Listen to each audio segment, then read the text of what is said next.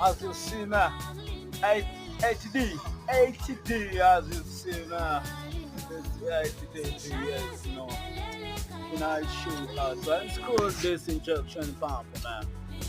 There are four parts called this pump.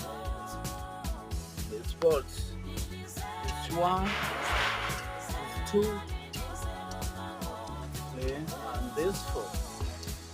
After unscrew these two boards, you are going to unscrew this boards in order to disconnect this injection pump, this gear with this compressor shaft, and make sure you know how to target the timing system. Okay, let's show also